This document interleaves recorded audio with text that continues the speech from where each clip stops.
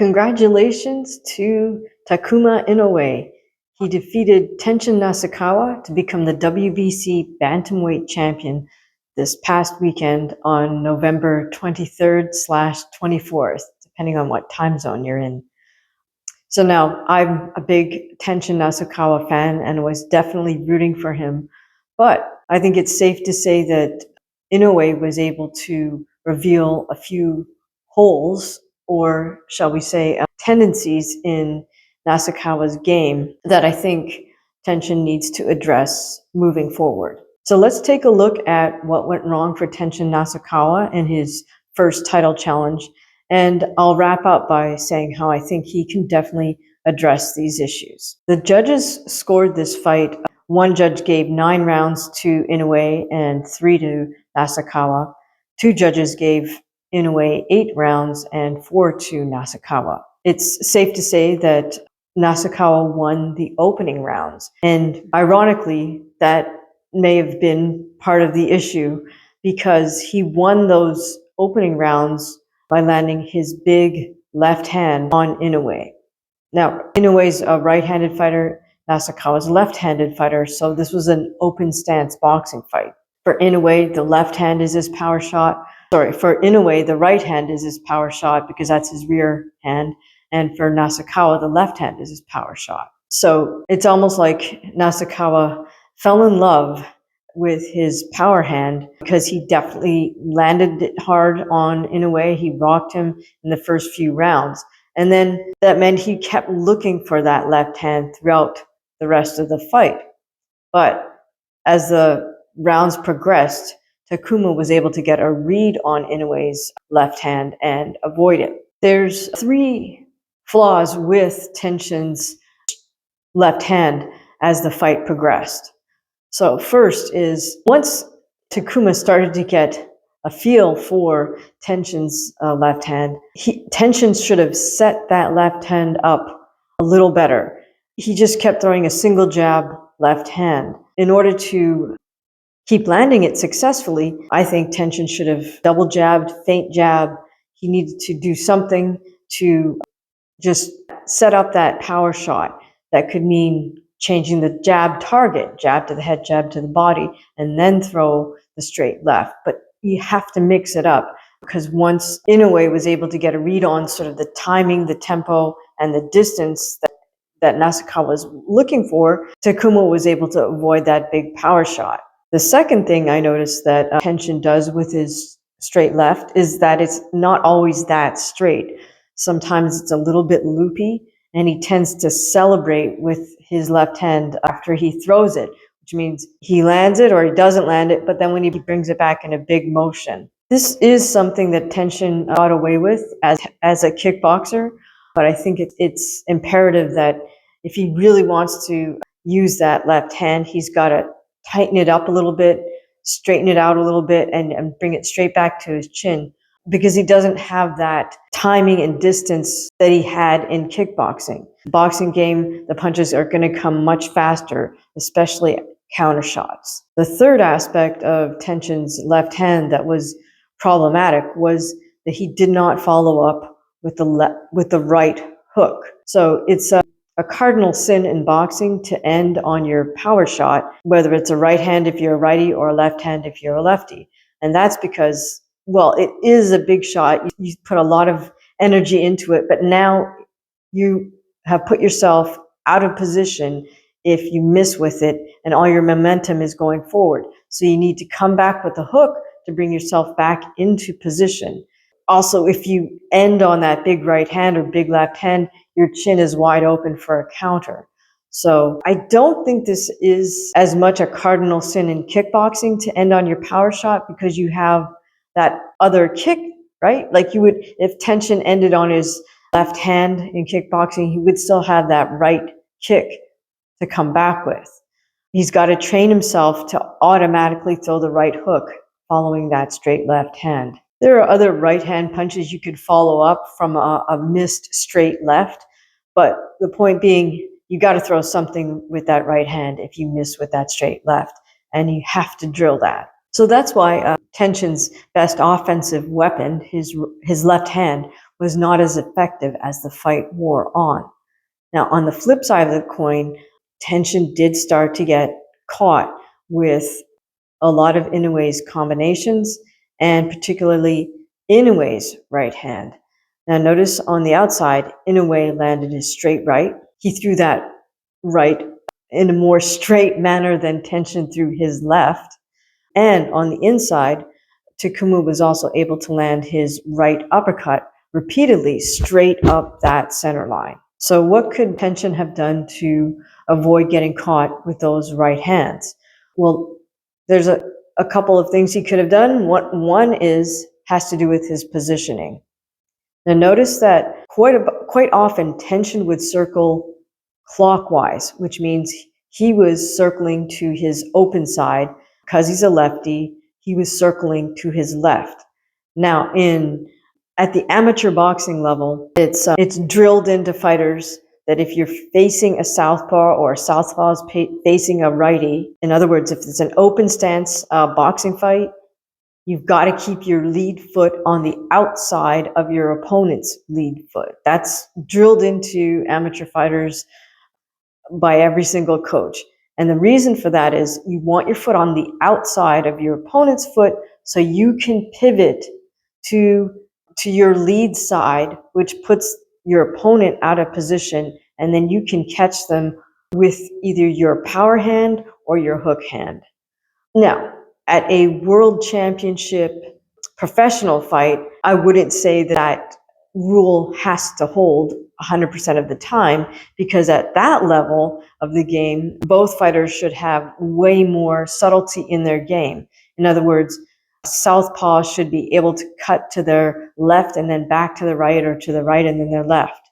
Same thing for the right-handed fighter facing a left-handed boxer. They should be able to cut to both sides effectively, simply to keep their opponent guessing at all times. However, what Nasukawa did was when he'd move to his left, he'd stay there somewhat stationary, and that's when Inoue was able to land his straight right, straight down the middle, as we say. What was missing from Nasukawa's skill set in those moments was head movement, or he didn't parry, right? He didn't parry, he didn't slip, he didn't roll, he didn't weave. Now, the rolling and the weaving under that straight right might be a little more advanced. And here's the other thing. I don't think that the rolling and the weaving is part of necessarily a kickboxer's skill set. Certainly not the weaving as much, mainly because you don't want to weave or roll your way into a giant head kick. However, Tenshin knows he wants to be a world champion boxer. He's got to drill those movements and put that into his body. He's got to get those 10,000 reps in. So bottom line, if Tenshin's not moving his feet, in that moment, he has to be ready to parry, to use his head movement, or use his body movement to block or avoid shots. Now, those same skills, those same defensive skills also apply on the inside. I noticed that Nasukawa, although he's willing to stand and flurry on the inside, he doesn't have a well-developed inside fighting game. And again, this is probably because of his kickboxing background, where there's really not a lot of opportunity to develop any subtlety on the inside game in kickboxing.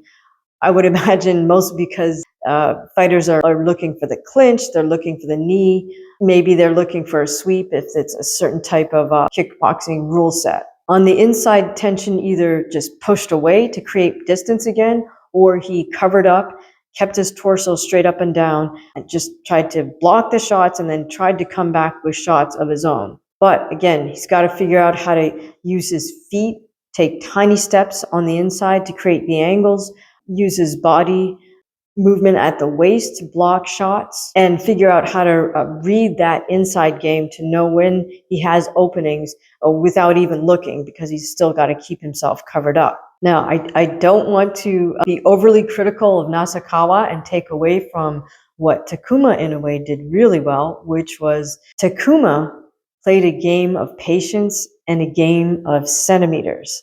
So I noticed right out of the gate that Takuma was using some really jittery, small motions, constantly moving his head, constantly moving his hands, and even his feet. So by doing so, he did get caught a number of times with Tenshin's hard left hand.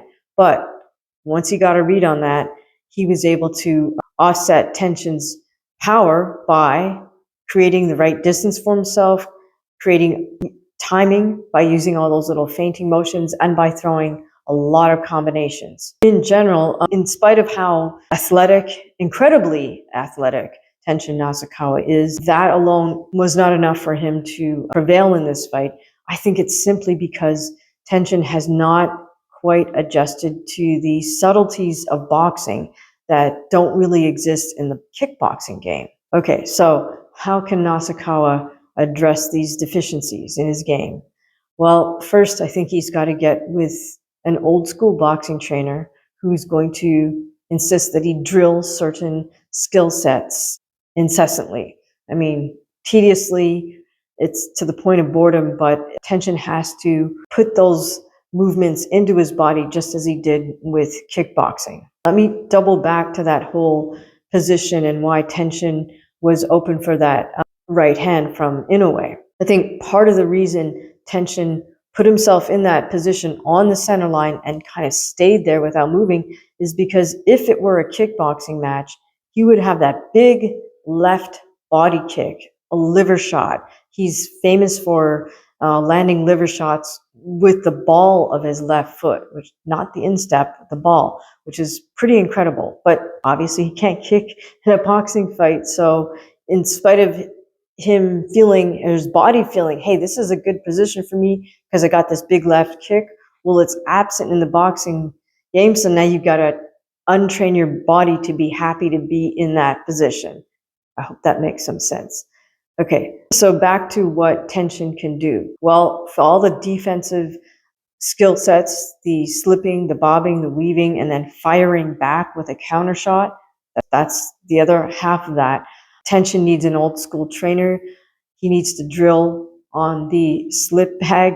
He needs to drill that with an old school trainer who knows how to do that on the mitts. I can guarantee you anybody 35 or younger doesn't really know how to do that, especially if they were never a boxing fighter themselves. Now, second, and I wouldn't say it's more important, but equally important, is that once Tenshin acquires these skill sets and embeds them in his body, he needs to spar with high-level fighters in productive sparring sessions. In other words, he needs to spar with sparring partners who don't necessarily just want to get in there and throw down, but a sparring partner who's also willing to get a lot of reps in a live session. Now might be a bit of a hard call because it's tougher to find sparring partners at the lighter weights, particularly for a bantamweight male. Of course, there will be some of the smaller weight boxers in Japan, but the question is, do they have the skill set to impose on Tenshin so that Tenshin can learn from them? I have a feeling that Tenshin Nasukawa is the type of fighter that learns a lot through sparring. So he wants to get himself exposure to, A-class level bantamweight, super bantamweight, or maybe even junior bantamweight fighters, all in that size range. So he can learn proper distance, he can learn how to put his punches together, learn how to feint, and learn the inside game. It's really tough to teach the inside game on the mitts with a trainer. Inside game is very much a feel game. It's got that aspect in common with grappling.